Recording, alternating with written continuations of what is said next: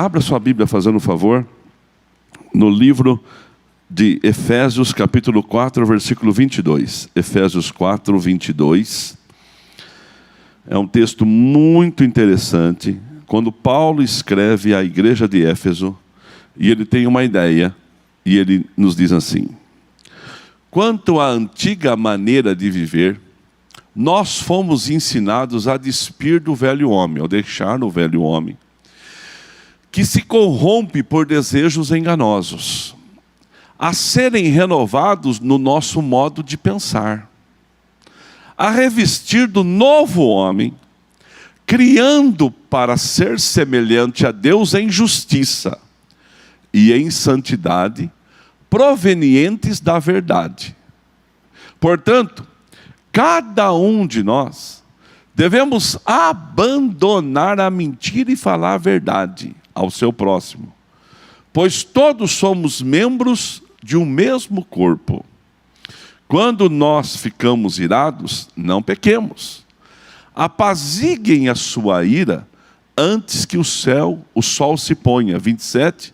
E não deis lugar ao diabo. Pai querido, fale com cada um agora, no poderoso nome de Jesus, e nos ajude, Senhor, a continuar caminhando com toda a força, para a glória do Pai, do Filho e do Espírito Santo. Amém. Eu quero que você, são 8h15 você está no conforto da sua casa, então não se distrai agora. Faça de conta que você está dentro do templo da igreja, e que saudade do templo, mas o templo já vai ser reaberto. Eu não sei se daqui 1 mês, 60 dias, mas isso vai passar. Tantas coisas já passaram, como dizia a minha avó, até a uva passa. A uva passa. E nós estamos aqui agora, mas não se distraia. Não vá sair agora tomar um café, porque na igreja você não faz isso. Não vá sair agora só se precisar muito ir ao banheiro, mas se concentre. Principalmente você que está no celular, no smartphone, no iPhone, internet, via computador, tablet, enfim, no conforto de um sofá coberto agora, comendo até uma pipoca pelo YouTube. Fique agora com essa palavra. Olha bem o que eu vou dizer para você. Autoconhecimento e relacionamento com Deus estão associados. Então, Glauber, se conhecer e também conhecer a Deus está interligado. Quanto mais você conhece a Deus, mais Deus revela a cada um de nós onde nós precisamos melhorar. O antigo e o novo, eles andam juntos. Eles caminham juntos. E nós temos sempre que estar crucificando o velho homem. É uma piada antiga, uma historinha antiga.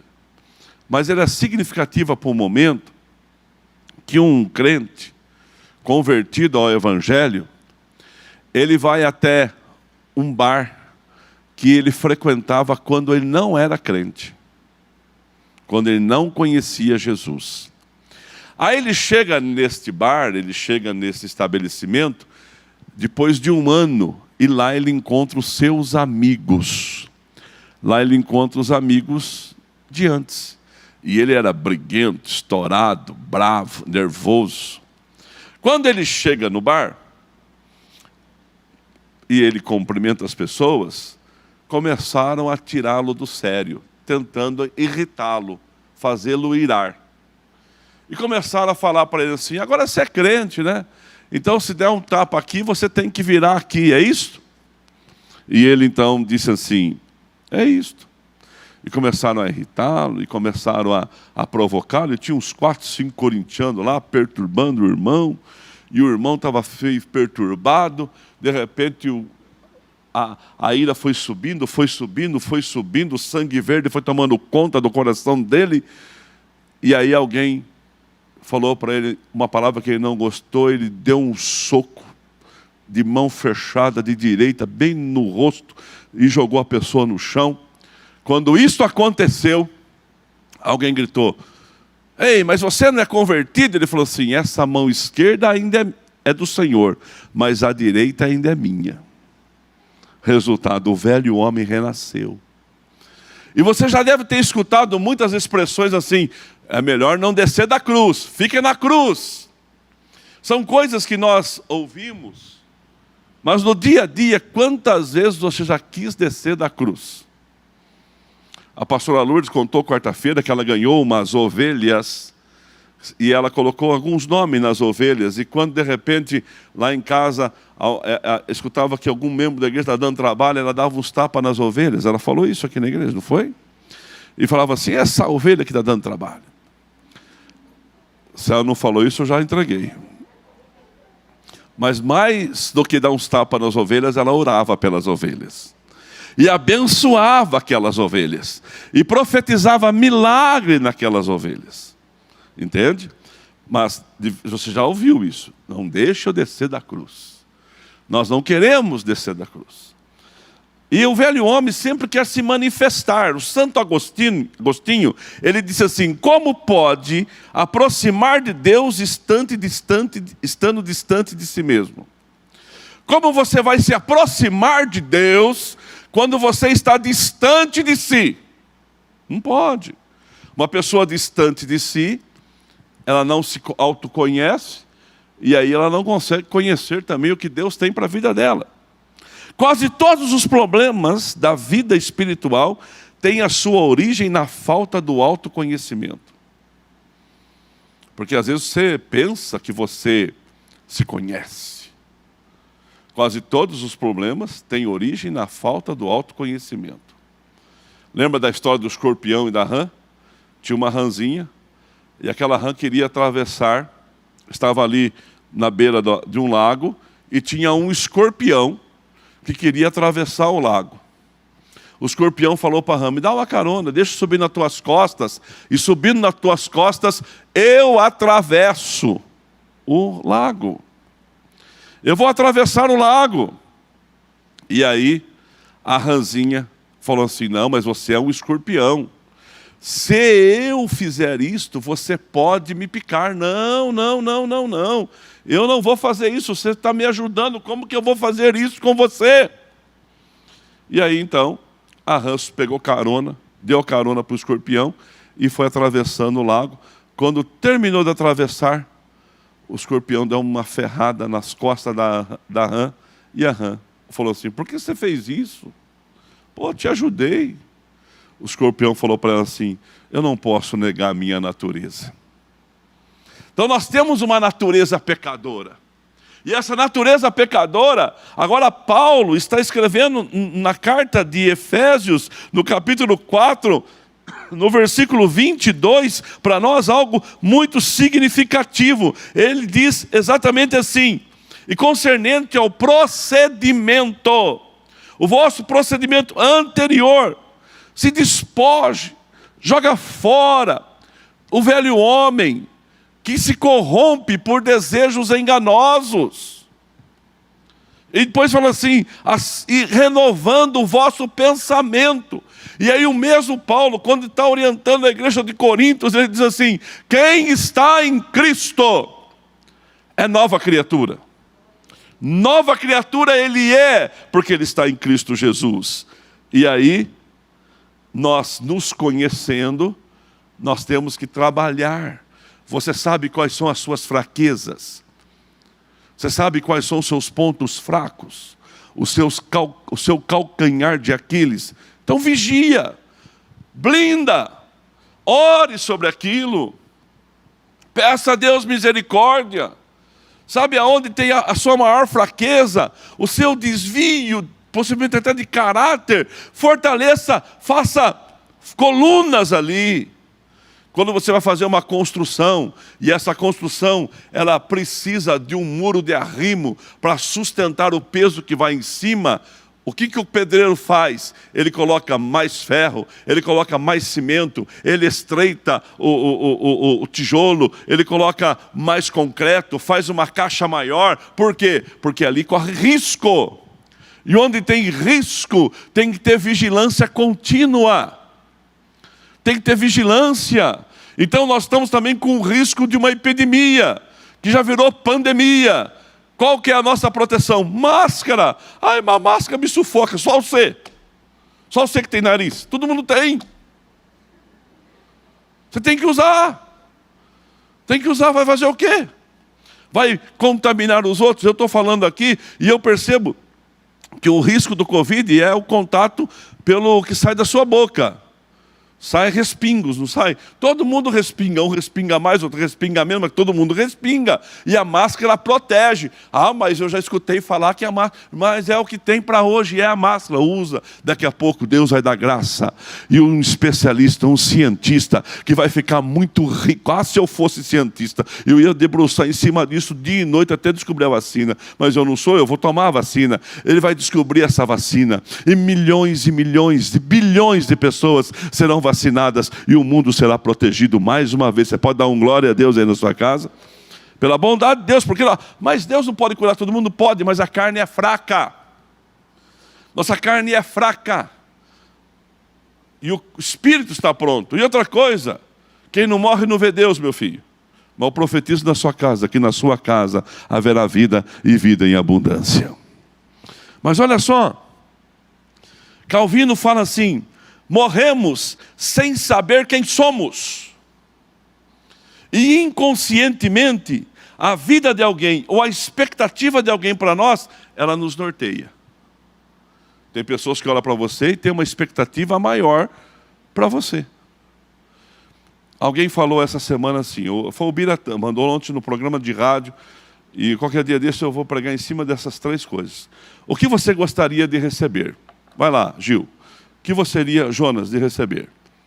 Cléuber, irmãos que estão aqui, o que você gostaria de receber? Você que está me ajudando aqui no altar. Cosmo, você gostaria de receber o quê? Primeiro, você gostaria de receber 10 milhões agora, você que está na sua casa, 10 milhões agora, e me dar 10 anos da sua vida? Ou seja, você pega 10 milhões agora, Maurão, só que você perde 10 anos de vida. Você tem 30, você vai para 40, você tem 50, você vai para 60 e assim por diante. Ou você vai sair agora aqui da sua casa, pegar uma mala e alguém vai levar você para viajar o mundo inteiro. Você vai viajar o mundo inteiro. Você vai conhecer Roma, vai conhecer França, vai conhecer a Mongólia. A Mongólia não é muito bom, e não porque aconteceu um negocinho comer uma marmota lá, deu problema essa semana. Você vai conhecer a China, vai conhecer o Japão. A China também ninguém quer. Você vai conhecer o Japão, eu vou para as muralhas lá de Pequim, você vai conhecer o mundo, e você não vai voltar mais. Enquanto o mundo não acabar, você não volta mais. 3. Você gostaria de voltar a ter 15 anos de idade com o conhecimento que você tem hoje? Para pensar. Já pensou você voltar 15 anos da sua vida com o conhecimento que você tem hoje? Você voltar aos 15 anos, adolescente, com a cabeça agora de 52 que eu tenho, Lourdes? Não é não? Eu sou 2 anos mais velho que você, né?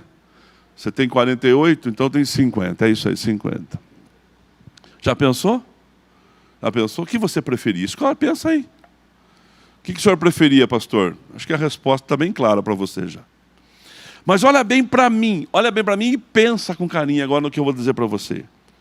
As pessoas criam expectativa a nosso respeito. E será que a gente consegue cumprir? Então a gente morre sem se conhecer totalmente. Mas tem um camarada chamado José, que esse camarada, ele é descomplicado, desembaraçado, abençoado. E a história dele começa no livro do Gênesis, no capítulo 37, no versículo 1. E você vai acompanhar comigo aí a leitura. Jacó habitou na terra de Canaã, onde Jacó é o pai dele, onde seu pai tinha vivido como estrangeiro. E esta é a história da família de Jacó. Quando José tinha 17 anos, pastoreava os rebanhos com os seus irmãos e ajudava os filhos de Bila, os filhos de Zilpa, mulheres de seu pai, e contava ao pai a má fama deles. Ora, Israel, Jacó, gostava mais de José do que qualquer outro filho, porque lhe havia nascido, e em sua velhice, por isso mandou fazer para ele uma túnica larga. Então, explicar rapidamente aqui, para mim, direto no assunto depois, que é a conclusão da pregação e o porquê que José é diferenciado. Por que José é um homem que vai se conhecendo e vai avançando? Vai se conhecendo e vai avançando. Jacó, o pai deles, casou com 4 mulheres. Maluco, beleza esse aí. 4. A Lia trouxe a Zilpa e a Raquel trouxe a Bila. Então, cada uma trouxe 4. Durante muitos anos da vida de Jacó, a Raquel não lhe dava filhos, mas a Lia, a Bila e a Zilpa, juntas, deram 10 filhos para ele. Quando Jacó já estava com sua idade um pouco mais avançada, a Raquel engravidou. Ela é a autora da frase, dá um filho, senão eu morro. E Deus tirou a sua esterilidade, assim como a sua sogra, a Rebeca, era estéril, e a mãe e a mulher do Abraão, a Sara, era estéril. Jacó, Isaac e Abraão. Era uma casa de patriarca, uma casa de presença. A família de Abraão abria a porta e mandava prender e soltar. E Jacó tornou-se mais próspero do que foi o seu irmão, seu pai, e mais próspero do que foi o seu avô. Mas agora Jacó teve um filho na velhice. E ele amava muito esse menino. Então ele blindou o menino. Enquanto os outros 10 trabalhavam, os homens, as mulheres não tem citação delas, mas enquanto os homens trabalhavam no campo, o José era só observador. Já pensou? Você tem um irmão dedo duro que chega lá e entrega tudo que você faz? E os irmãos e os filhos de Jacó não eram tão bacanas assim. Eles aprontavam muito. E José passava o relatório das coisas erradas que eles faziam. Aquilo causou uma ira no coração dos 10 irmãos, que eles ficaram doidos com José. Doido com José. José era fruto de uma família misturada. 4 mulheres, 10 irmãos, vários pais, o mesmo pai, mas várias mães. Você não acha que cada mãe puxava a sardinha para o lado do seu filho? Lógico. Família misturada. José era imaturo. Era um menino imaturo, 17 anos, ele não tinha toda a bagagem de vida de uma pessoa. O pai lhe dava a melhor túnica, dava a melhor porção, tratava ele a pão de ló, lembra dessa expressão? Só que Deus gostava de José também, como gosta de todo mundo. Mas para José, Deus dava sonhos. E a imaturidade de José fazia ele contar os sonhos. E ele contava os sonhos. E um dia ele chegou para os irmãos e falou assim: meus irmãos, sonhei um sonho. Sonhei um sonho que eu via um feixe. E mais 11 feixes. Até estava profetizando a vinda do seu outro irmão Benjamim. 11 feixes. E os 11 feixes se prostravam diante do meu feixe. Os feixes se prostravam diante do meu feixe. Os irmãos falam assim: quer dizer isso, cara? Você vai governar sobre a gente? Você vai mandar na gente? Quem que você pensa que é, Jacó? Quem você pensa que é? Se vocês não me pegarem, eu não vou aparecer. Quem vocês pensam que é? Quem você pensa que é? Você pensa que você é o soberano sobre nossas vidas? Não, você não pensa isso. Aí ele chegou, Mauro, contou outro sonho.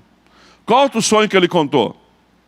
Agora eu sonhei um sonho que tinha o sol, tinha a lua e tinha 11 estrelas. E o sol e a lua, mais 11 estrelas, se curvaram diante de mim. Aí a batata assou. Agora você está dizendo que o pai e a mãe, e nós todos vamos se curvar diante de você? Aquilo causou uma ira, um ódio. E aí um dia, quando ele foi ao pasto, fazer um relatório dos seus irmãos, ver o que estava acontecendo, quando ele está chegando lá, alguém pensou assim: vamos matá-lo. Esse menino está dando trabalho demais para a gente. Vamos dar um jeito no menino. E quando ele chegou, colocaram ele dentro de uma cova, uma cisterna vazia, e pensando e discutindo se ia matar ele ou não. Você imagina a angústia desse moleque? Você imagina a tristeza dele? Ele falava: Rubem, não faça isso. Rubem era o mais velho. Dan, não faça isso. Simeão, por favor. Judá, por favor. E eles discutindo o que iam fazer com José. Aí vem o milagre, né? Sabe aquela hora que a sua vida está na mão de alguém? Aí Deus vem e toma conta da situação. Mas ainda não é a hora do milagre, não é a hora do incrível. Não é a hora do bar onde Deus visita o pastor Douglas no testemunho que você ouviu e fala com ele uma palavra e converte a vida dele, tira ele da Cracolândia para uma vida digna. Não é a hora ainda. Ele está no processo, então ele vai levado agora, vão vender ele como escravo. E venderam José por 30 moedas de prata, igual o nosso Messias, igual o nosso Salvador, igual o homem do tamanho do amor de Deus, de uma ponta à outra da cruz. Coisa linda. E venderam José. Você imagina os gritos de José? Ô pai, não deixa fazer isso comigo, não faça isso comigo. Uma criança que era mimada até então, que era protegida até então, mas não teve choro, foi vendido como escravo. E foi embora. Os irmãos maldosos pegaram um carneiro, ainda deram prejuízo, porque a mentira gera prejuízo, gente. Mataram um carneiro no pasto, pegaram o sangue, colocaram na túnica, rasgaram a túnica, levaram para o pai e falaram assim: pai, o José não foi ver a gente hoje no trabalho? Por quê? Será que essa túnica que a gente encontrou lá na estrada é dele? Dá uma olhadinha se é a túnica que o senhor fez para ele. Dá uma olhadinha se essa túnica é do seu filho. Com sangue. O pai chorou e ficou chorando a suposta morte do seu filho muitos dias. Sabe por quê? Porque era uma mentira. Mas Deus estava no comando. Deus estava no processo. As coisas estavam acontecendo. Até que José chega no Egito. Quando ele chega numa terra estranha. Então, olha só. O que José perdeu? Preste atenção, você que às vezes está perdendo. Eu profetizo na sua vida que a perda vai parar. Que a sangria vai se estancar em nome de Jesus. O que José perdeu? Ele perdeu o pai. Ele perdeu a mãe, perdeu os irmãos, a sua cultura, porque é triste um povo sem cultura. Ele perdeu os alimentos, ele perdeu a sua língua, a liberdade e a esperança no único dia. Então José perdeu no único dia o seu pai, o seu irmão, a sua cultura, alimento, língua, liberdade e esperança. Tudo num dia só. Perdeu tudo num dia só. E aí? Perdendo tudo num dia só, lá no Egito, como escravo, ele foi comprado. E agora ele tinha um dono. E o dono chamava Potifar. E esse Potifar levou José para sua casa com seus 17 anos de idade. José era bonito, forte. Só que tem mais uma coisa, ele era abençoado. Aonde ele colocava as mãos, as coisas funcionavam. Receba essa palavra para a sua vida. As suas mãos, aonde foram colocadas, tem a promessa, tem a bênção de Deus. Para de paraguejar sobre você. Para de falar que você é perdedor. Para de falar que você é um inútil. Para de falar que você é um fracassado. E começa a falar coisas boas. Pelo menos, se os outros falam, você fala o contrário. Você profetiza coisa boa a teu respeito. Você fala das grandezas de Deus para você. E José então lá agora, esquecido. esquecido. Vai trabalhar como um serviçal. Mas o Potifar colocou o olho em José e falou assim: rapaz, aonde coloca a mão funciona. E foi aumentando responsabilidade, aumentando responsabilidade. Eu profetizo na sua vida: as responsabilidades serão aumentadas de acordo com o compromisso que você tem. Vai aumentando a responsabilidade. Irmãos, quando o Lionel Messi vai jogar, se espera muito mais dele do que do Romarinho. Se espera muito mais, por exemplo, de uma pessoa que já tem uma certa bagagem do que alguém começando. Um dos problemas maiores nossos é que às vezes a gente não tem paciência com quem está começando. Mas também quem está começando tem que querer aprender. Não adianta também só começar e ficar a vida inteira começando e nunca aprendendo nada. E aí o José era um fora de série, e Deus estava abençoando, e as coisas estavam acontecendo. Só que não foi só José, não foi só Potifar que colocou o olho nele, a mulher dele também. Irmãos, do mesmo jeito que Deus coloca o olho sobre você, Satanás também. Do mesmo jeito que pessoas boas colocam o olho sobre você e querem te ajudar, gente ruim também, querem puxar você para baixo. Não fique pensando não que não tem gente que quer só desgraça, tem. Não fica pensando não que tem gente que até faz trabalho de magia negra para destruir a tua vida, porque tem. Não fica pensando não que de vez em quando você vê um vulto andando dentro da tua casa e você fala assim: é normal, não é sombra não, pode ser espiritual. Não fica pensando não se de repente todo mundo fica doente dentro da sua casa e você fala assim, não estou falando de Covid, irmãos. Covid é uma pandemia. Mas de repente todo mundo começa a ficar doente, e não sabe de onde vem. Vá buscar Deus, busque a presença de Deus, que o Senhor vai abençoar a tua casa, vai libertar você, porque também tem pessoas negativas que andam do seu lado. Não é todo mundo que você conta um sonho que levanta você. Às vezes você conta um sonho para alguém, a pessoa quer dar uma marretada na tua cabeça. Então saiba para quem você compartilha teus sonhos também. Saiba para quem você conta teus sonhos também. E aí José, quem colocou olho nele? Potifar. Mas quem colocou olho nele? A mulher de Potifar. E tentou seduzi-lo. Ele se esquivou, foi embora. Ela ficou segurando a roupa dele. Conforme ela segura a roupa dele, ela diz assim: olha só, trouxeram um estranho para me envergonhar. Trouxeram um estranho para me causar vergonha. Então, nesta noite, eu quero profetizar na sua vida que ninguém vai causar vergonha na sua casa. José foi para a cadeia, irmãos. Ficou quase 10 anos na cadeia. Quase 10 anos. Só que aí, chegou um padeiro e um copeiro. Os dois serviam o rei, o faraó. Tanto o padeiro como o copeiro. E também tiveram um sonho. E José na cadeia, interpretou o sonho. Não há cadeias para quem serve o Senhor Todo-Poderoso. Você é livre. E aí, livre que ele estava, mesmo preso, o padeiro foi morto no dia seguinte, segundo a interpretação do sonho, e o copeiro restituído ao cargo, segundo a interpretação do sonho. Quando o copeiro estava saindo, José falou para ele assim: ó, quando você tiver com o copo, servindo o rei, água, vinho, champanhe, suco verde, que o faraó gostava de suco verde, fala de mim, fala de mim, fala que você me conheceu e que eu fiz por você, fala de mim.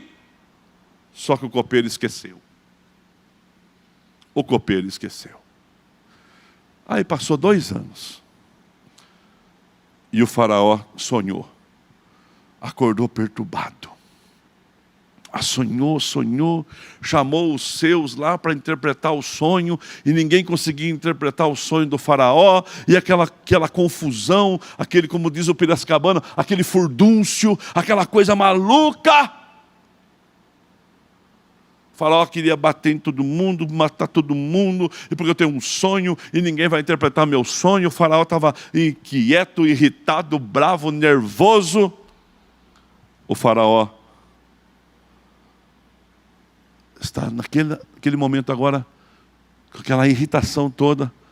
O copeiro vai servir o faraó um copo d'água com açúcar para ver se acalma ele. O copeiro fala assim: faraó, dos meus pecados eu me lembro agora. Você lembra quando o senhor ficou irritado comigo e mandou para a cadeia? Eu sonhei, o padeiro sonhou. Lá tem um moço, lá na cadeia, lá na prisão do Egito. Lá na prisão tem um moço que interpreta os sonhos. O faraó falou assim, manda chamá-lo.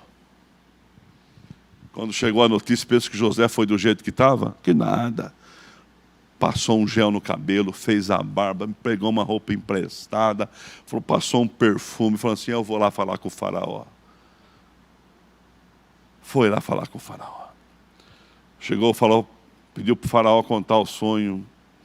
José olhou bem para o faraó e falou assim, o sonho do Senhor é o mesmo. E o Senhor sonhou 2 vezes, porque Deus tem pressa em cumprir o teu sonho.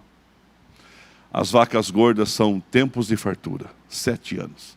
As vacas magras são tempos de miséria, 7 anos. As espigas gordas são tempo de fartura, 7 anos. As espigas magras são tempo de miséria, 7 anos. Nos 7 anos de fartura, as magras, depois de 7 anos, vão comer os 7 anos de fartura.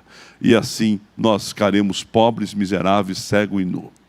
Mas o Senhor pegar um homem que tem o Espírito de Deus, que sabe discernir essas coisas, e dá para ele o comando da administração, e deixar que ele administre. O Senhor vai pegar 80% do que o Senhor ganhar, nós vamos comer. Nós vamos comer, o mundo vai comer, nós vamos viver. 20% do que o Senhor ganhar, nós vamos guardar. Então, 80% eu gasto, 20% eu guardo. 80% eu gasto, 20% eu guardo. E aí o Senhor constrói celeiros, constrói muitos celeiros, mas muitos celeiros mesmo. E aí quando o Senhor construir todos os celeiros, o Senhor vai enchendo de comida, enchendo de trigo, enchendo de produto, de cevada, de tudo que precisar. O Senhor vai enchendo. Tudo que a gente colher, que puder guardar, nós vamos guardar tudo em saco e em grãos. E aí quando chegar os 7 anos de fome, o Senhor abre, o Senhor vende para todo mundo e o Senhor salva o mundo da fome. O homem que perdeu tudo num dia só. O homem perdeu o pai, irmão, cultura, alimento, língua, liberdade e a esperança. Eu profetizo na sua casa, a banda pode chegar. O incrível aconteceu. O milagre aconteceu. Tudo foi devolvido num dia só. Receba essa bênção para você. O incrível vai acontecer na sua casa também. O incrível vai acontecer na sua família também. O incrível de Deus, a manifestar de Deus, a presença de Deus, vai trazer à existência os sonhos que porventura você pensou que ele se esqueceu, mas ele não se esqueceu. O faraó pegou um anel e falou assim, a partir de hoje, camarada, você vai casar com aquela fulana lá, trouxe a moça, deu de presente e vou dar para você um anel. Esse anel quer dizer que você é a segunda autoridade do Egito. Só eu mando mais do que você. Você vai liderar o Egito para mim. Você vai fazer exatamente como você falou. E vou dar um nome para você. Você vai chamar a partir de agora Zafenete Paneah, quer dizer o Salvador do mundo. Você pode crer no que isso aconteceu? O incrível vai acontecer na sua casa. Primeiro, a bênção para a sua família de origem, porque a família dele de origem precisou vir comprar trigo no Egito. Os irmãos de José que o venderam, depois de mais de 20 anos, se reencontraram. A fome também chegou lá. Você vai ser bênção para a sua família de origem. Você vai ser bênção para as pessoas da sua cidade. E quem sabe, você será bênção para o mundo todo. José foi bênção para a sua família de origem. Foi bênção para o Egito. E foi bênção para o mundo. 2. José tinha um profundo senso da grandeza de Deus. Sabe, irmãos, tem gente que melhora um pouquinho, ele já quer começar a achar que os outros não têm fé. Ele já quer começar a achar que os outros que precisam tomar posição. Não. José tinha senso da grandeza de Deus. Em Gênesis 45:8 ele escreve, a Bíblia escreve: então agora, não foste vós que me enviastes, mas Deus, e ele me fez pai de Faraó, e senhor sobre toda a sua casa, e governador sobre toda a terra do Egito. Foi Deus que me conduziu a esse propósito. É Deus que vai conduzir aos seus propósitos. Só vai se conhecendo e vai se melhorando. vai se conhecendo e vai melhorando, vai conhecendo e vai tendo atitude. José era um homem que, quando cuidava da casa de Potifar, cuidou da casa de Potifar. Quando o Potifar colocou os olhos nele, ele valorizou. Quando a mulher de Potifar colocou os olhos nele, ele correu. José, quando entrou na cadeia, ele cuidou dos presos. José interpretou sonhos de homens que iam possivelmente morrer, mas também interpretou sonhos de reis. Viste alguém que é bom no que faz, vai servir gente grande. Eu falo, é para você em nome de Jesus. Profundo senso da grandeza de Deus. Deus nos conduz nos seus propósitos. Deus está sempre em ação. Você pode pensar que Deus está parado? Não. A igreja parou? Não. Irmãos, nunca a igreja evangelizou tanto como hoje. A igreja não parou. Deus não perde nada do nosso passado para o futuro. Deus pega o nosso passado. Pode ser ruim, pode ser bom, mas aproveita no nosso futuro. Deus aproveita. José confiou na bondade de Deus. Confia. Tem um amigo que diz assim: Deus é bom o tempo todo. O tempo todo Deus é bom. 3. Deus reescreveu o roteiro da sua vida. Deus reescreve nessa noite o roteiro da sua vida. Se coloca de pé, que eu vou orar por você na sua casa. Você que quer que Deus reescreva o roteiro da sua vida. José podia pensar assim: devo desistir, sou um inútil, confiar em Deus continuo, não devo me arriscar, sou um fracasso. Não fez nada disso. Não fez nada disso. Apenas foi deixando o tempo e foi se preparando para o tempo, porque o incrível aconteceu na casa dele. E eu quero profetizar na sua casa, Fábio, você e a Ruth, o incrível vai acontecer na sua casa também. Filipenses capítulo 3, versículo 3 diz assim. A Bíblia é muito clara para nós nesses livros. Porque esquecendo-me das coisas que para trás elas ficam,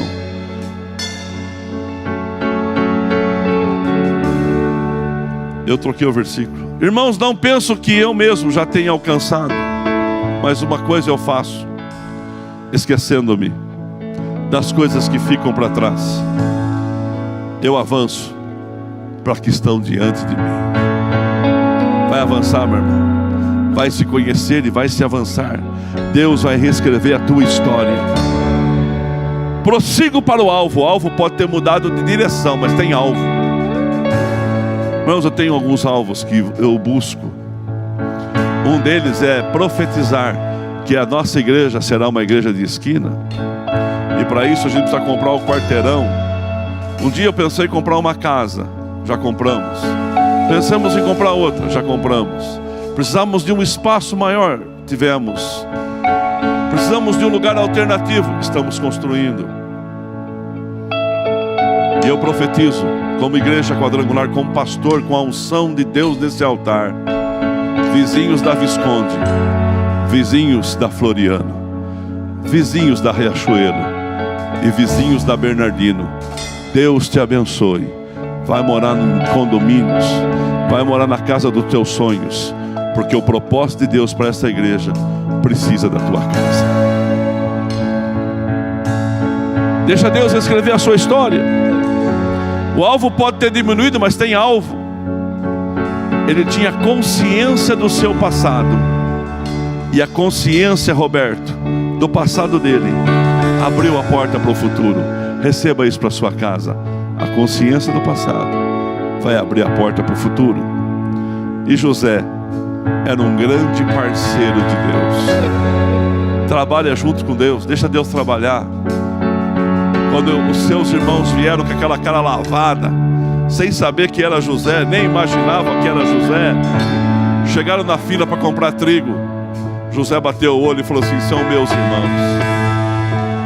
José podia vingar, José podia pisar em cima, tripudiar, mas depois de muita conversa, de ida, de vindas, de saber como estava seu pai, de trazer seu irmão Benjamim, de segurar um preso, José dá um banquete.